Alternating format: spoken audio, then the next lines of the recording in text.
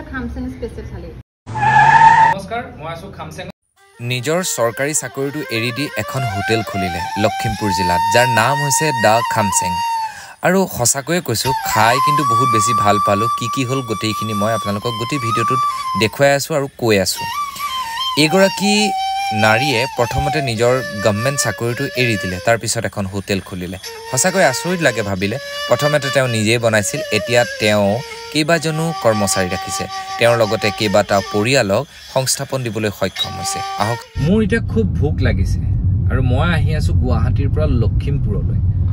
গণেশ মন্দিৰ পাৰ হোৱাৰ পিছত মোৰ ভোক লাগিছে আৰু মই এতিয়া ভাবিছো যে ক'ত ভাত খাম পটককে নেটটো খুচৰিলো চালো যে এখন হোটেলৰ নাম পালো বৰ ধুনীয়া হেনো খাদ্য এটা কথাটো হল আপোনালোকে জানে যে মই এনে প্ৰচাৰ নকৰো আজি মই সেই হোটেলখনত খাই চাওচোন হসানে মিছা সোশ্যাল মিডিয়াত দিয়া কথাবোৰ আৰু এখন হোটেলত আপুনিও যদি লখিমপুৰলৈ আহে সেই হোটেলখনত আপুনি খাব পাৰিব নাই সোশ্যাল মিডিয়াত দিয়া কথাবোৰ কিমান নিৰ্ভৰযোগ্য কিমান খসা সেই কথাটো আজি মই প্ৰমাণ কৰিম নিজে খাই চাই লওঁ যদি বেয়া হয় মই আপোনালোকক কম বেয়া ভাল হয় বুলি ক'লে ভাল লখিমপুৰৰ কোট আছে এখন কেনেকুৱা হয় সব জানাম যদি ভাল হয় আৰু বেয়া হলে ভিডিওটো এখিনতে ক্লোজ আপুনি যদি গুৱাহাটীৰ ফালৰ পৰা লখিমপুৰলৈ আহি আছে তেনেহলে সোঁ সাইডে আপোনালোকে চাই আহিব গণেশ মন্দিৰ পাৰ হৈ হুন্ডাই ডিলাৰ পাৰ হৈ অলপ দূৰ আহি দলংখন পাৰ হৈ আহিয়ে সোঁ সাইডে আপুনি এখন ফাইনালি আহি মই পাই গলো থ্যাংক ইউ মই যেটো ফোন কৰি থৈছিলো সেইকাৰণে মোক ওয়েলকাম দিবৰ কাৰণে ৰৈ আছিল প্ৰথম সোমাই গৈ ওৱাও খুব ধুনীয়া লাগিলে মোৰ কিবা এটা অসমীয়াৰ এটা মানে বেলেগ এটা সোৱাদ পালো বঢ়িয়া আগলৈ আগবাঢ়ো ভিডিওটো বলকচোন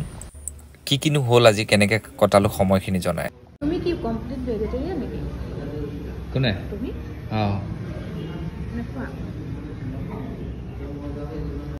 কি আছে ইয়াতে তোমাৰ আছে দালি মাটি দালি তাৰপিছত তোমাৰ এখন শাকৰ ভাজি আছে এটা বইল আছে আলু পিটিকা আছে আৰু এটা তোমাৰ মিক্স ভেজ টাইপৰে হয় আৰু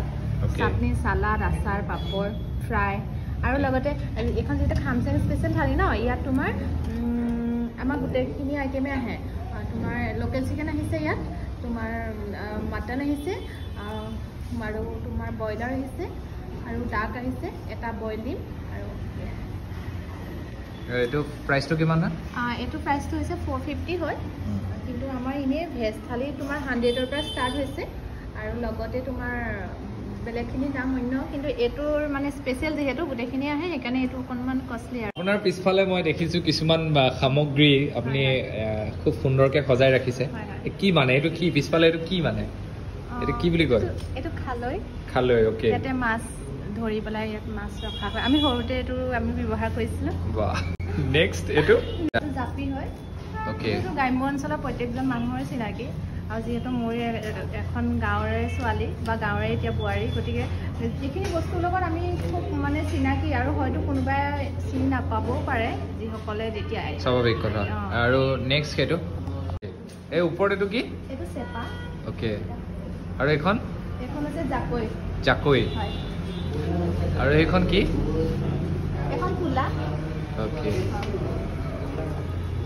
বঢ়িয়া এটো কি হয় এটো তুমি চিনি পাইছা না বাৰু কি পাইছো এটো মুখুৰা বুলি কয় যেতিয়া মানে মৰণা মৰা হয় যে গৰু মুখত এটো পিন্ধোৱা ভাল পায় নেকি আপুনি হা ভাল পায় ঢুলছুল ৰাখি দিছে নিজৰ সংস্কৃতিটো ভাল পাওঁ মানে বহুত ভালকে নাজানিলেও মানে ভাল পাওঁ লগতে সন্মান কৰোঁ ওকে ইয়াতে অসমীয়া থালিটো গম পালো আৰু কিবা চাইনিজ ফুড ইনক্লুড কৰিছে নেকি মই প্ৰথমতে কেৱল মাত্ৰ অসমীয়া খাদ্য দিম বুলিহে বা অসমীয়া খাদ্যৰ এখন ৰেষ্টুৰেণ্টহে খুলিছিলোঁ কিন্তু মানে ডিমাণ্ড অনুসৰি যেতিয়া কাষ্টমাৰে আহি অন্য খাদ্য বিচাৰে ন তেতিয়া মানে মাক দেউতাক আহে বাচ্চাটোৱে তেতিয়া মানে এইখিনি খাব নিবিচাৰে বেলেগ বিচাৰে বিৰিয়ানী বিচাৰে বা কিবা বিচাৰে সেই তাৰপিছত লাহে লাহে মই গোটেইখিনি আৰম্ভ কৰিলোঁ বৰ্তমান এতিয়া ইণ্ডিয়ান চাইনিজ গোটেইখিনিয়ে উপলব্ধ আৰু শাৰদীয় দুৰ্গা পূজাৰ আমি সকলো খাদ্যত 20% অফাৰ লগাইছোঁ আহিব আপোনালোকে সকলোৱে ওকে মই সদায় কৈ থাকো আত্মসন্তুষ্টি এটো বহুত ডাঙৰ কথা ক'লে যে মানে চাকৰি বাদ দি এখন ৰেষ্টুৰেণ্ট খুলি জীৱন নিৰ্বাহ কৰাটো বহুত ডাঙৰ কথা আৰু তাৰ এটা সুন্দৰ উদাহৰণ দেখিলে আপোনালোকে খামছেঙত সো দা খামছেং মই আহিছিলো আজি খুব ধুনীয়া লাগিল খুবেই ব্যতিক্ৰমী হয়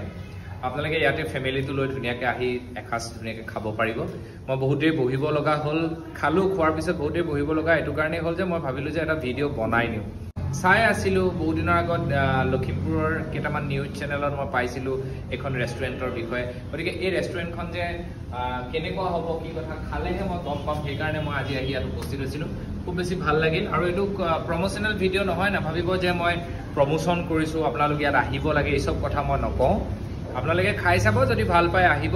যদি বেয়া পায় আপোনালোক নাহিব এইটো কথা এটো কিন্তু এগৰাকী যুৱতীৰ যেটো স্বাৱলম্বী যাত্ৰা সেই যাত্ৰাটো মই আপোনালোকক দেখুৱাইছো খুব ভাল লাগিছে মোৰ যে নিজে চাকৰি এৰি পেলাইও এনেকা এটা প্ৰতিষ্ঠান গঢ় দিছে তাৰ কাৰণে মোৰ সদায় শুভকামনা আছে নদী আৰু নাৰী জাগ্ৰত শক্তি অসমৰ ফালৰ পৰা আমাৰ শুভকামনা আছে মৰম আছে আৰু কোনোবাই যদি এনেকুৱা কাম কৰিব বিচাৰে কেনেকৈ আগুৱাই যাব পাৰি হেতু এটা আমাৰ কাৰণে খুব লক্ষণীয় কথা হয় সো থ্যাংক ইউ সো মাচ আজি খুব ধুনীয়াকৈ খালো ইয়াৰে কৰ্তৃপক্ষক মই বহুত বহুত ধন্যবাদ দিলো এতিয়া আকৌ পুনৰ গুৱাহাটীলৈ মই গুচি যাম লখিমপুৰৰ একমান নৰম বুটলি ললো আকৌ লখিমপুৰলৈ আহিম লখিমপুৰক আকৌ লগ পাম লখিমপুৰ মোৰ নিজৰ জন্মঠাই সকলোৱে জানে লখিমপুৰৰ প্ৰতি মোৰ এটা বেলেগ আবেগ জড়িত হৈ আছে লখিমপুৰৰ গাঁৱৰ ঘৰখন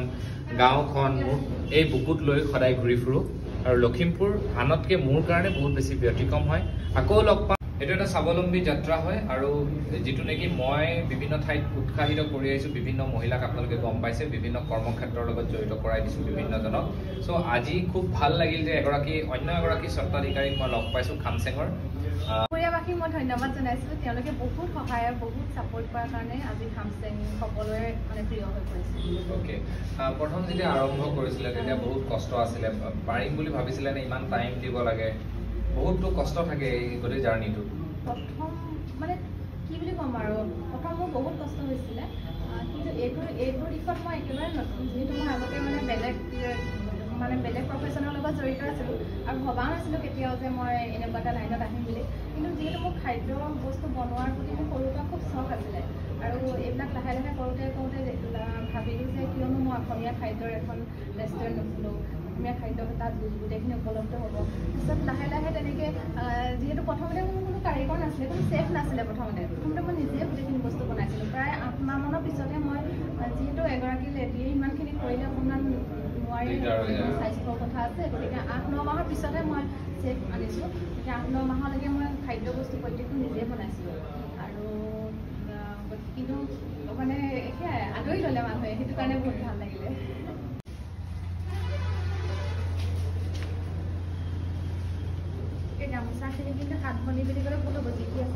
এটো কি হয় জুলুকি না পলো বুলি পলোটো অলপ বেলেগ নেকি আৰু পিছফালে হেয়া কি ডলা এখন চালনি সৰি এখন চালনি আৰু এফালেও আছে জুলুকি খৰাহি ওকে এইটো খৰাহি চিনি পায়ে সকলোৱে না বহুতে নাপাবও পাৰে ওকে যিমানখিনি সময় আছিলোঁ সঁচাকৈ খুব ভাল লাগিলে এইখনেই হৈছে দ্য খামছেং আহিব আৰু ৰয়েল এনফিল্ডৰ ডিলাৰ এটাও আছে ওচৰতে সেইখিনিতে আপোনালোকে লোকেশ্যনটো পাই যাব আৰু পেট্ৰল ডিপু এটা আছে টাউনলৈ সোমোৱাৰ একদম প্ৰথমতেই আৰু